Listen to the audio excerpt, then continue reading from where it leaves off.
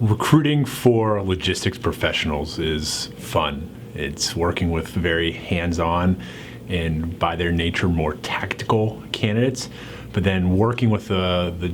special individuals who are able to have that really strategic mindset that will allow your company to have the best processes, the best flow, the best warehouses, the best materials management, the best everything. That's important, and finding those candidates that have that, again, the hands-on, tactical, strategic combination, while the strong management background, that's something that's very important in logistics roles, and being able to manage people as well as, again, the process and the projects. That's what separates good candidates from